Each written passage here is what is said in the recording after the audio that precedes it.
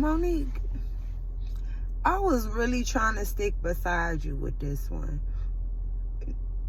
For no other reason than, sometimes as a mother, and you still have goals and dreams, you be trying to be a parent and reach your goals and dreams. So it's understandable that you wouldn't be there at all times, okay, while you were chasing your dreams and goals and raising your son.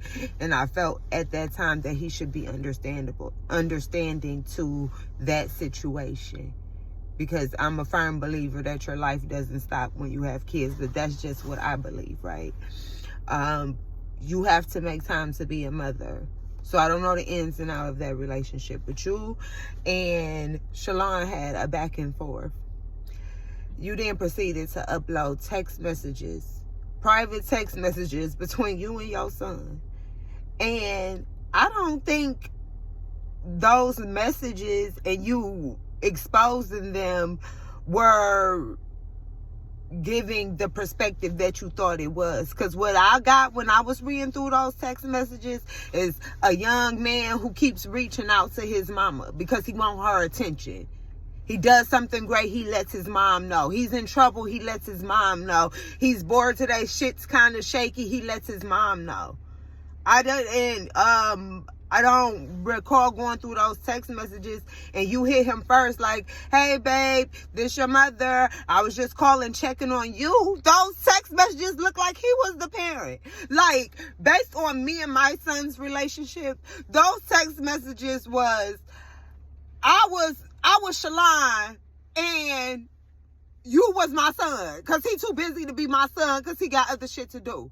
You see, it shouldn't be like that. It should not be. You should always be available to your child, Monique. Tell me something. It just was like, I should have screenshotted the text messages, but I just was reading them, and how I wish, because they had started with Androids, ended up upgrading to iPhone, and then he had the Memoji, and it was like talking, but you couldn't really hear. But Monique, it didn't prove your point. It proved his.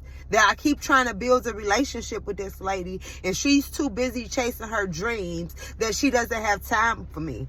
But that's not what took the cake for me, Monique. Auntie, you like when we call you auntie? Let me call you auntie real quick. What took the cake for me is you're having a conversation with your son, and then in comes your husband. Now, I be in support of Sid, supporting you his wife. It's hard, especially in a male-dominated field, to be getting your point across to men, because men will take advantage of you for no other reason than because they are men and you are a woman. So I was like, him against Tyler Perry, okay, whatever. Him versus D.L. Hughley, okay, whatever. But him versus your son? You don't need his backup. You don't need his backup. And sure, your son may need therapy, but the thing is, you do too, boo. You need some therapy too. You need therapy too. Because you hurt over a film that came out about 10 years ago. 10 some odd years ago, and you still heard about it by it and the people who had something to do with it. You might need therapy too. So sure, he might need therapy, but for not only for your husband to insert himself into what you and your son had going on, not only did he do that, not to mention your son has his own father. So if communication needs to be had, it needs to be between you and your son and his father. And sure, I'm not saying the stepfather don't have no input, but you shouldn't allow him to prod that wedge between you and your son. You wouldn't let your son do that between you and your husband. Those lanes should always stay separate, ma'am. They should, if he feels a way, he should discuss with you how he feels, and then you bring it to your son.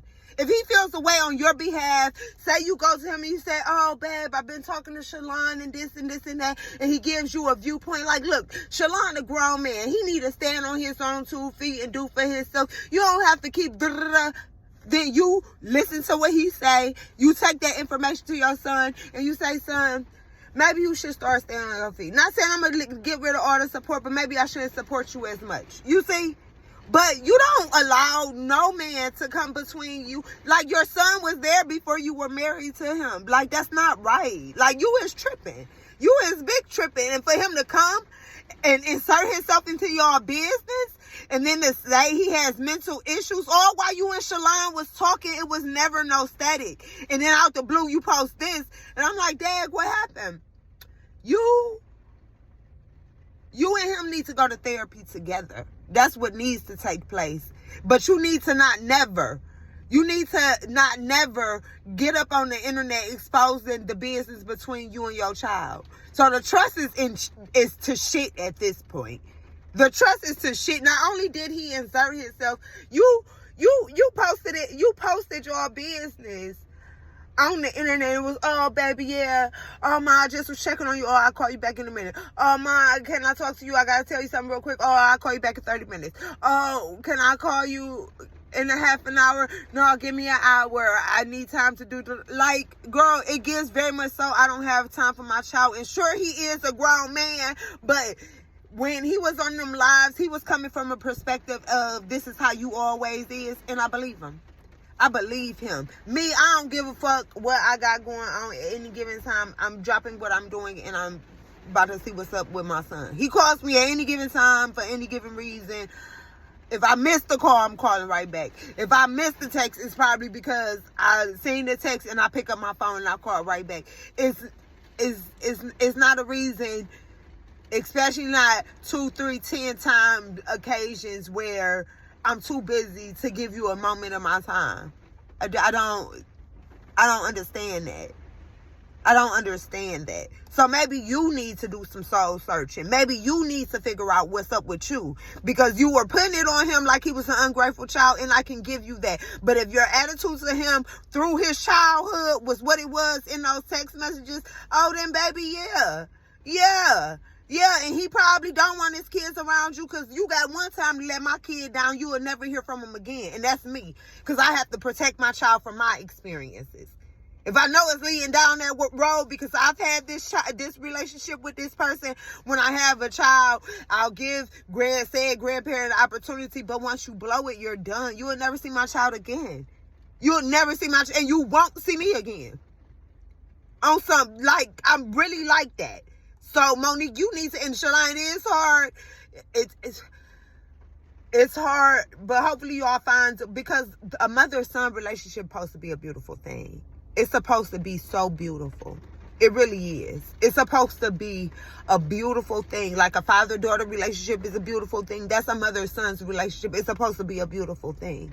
And so, I don't know. I didn't know how y'all ended up to where y'all are now, but courtesy of Monique posting those messages, I have somewhat of an idea. So where she wants to sweep it under the rug because it's not her feelings, that's her. It's not her emotions. It's not her that was feeling neglected. So she wants to, I apologize, and sweep it up under the rug. And it can't always be like that. Y'all really need to sit down and figure it out. And I hope y'all do, because you really got me looking at you sideways, Monique. Like, for real. For real, for real.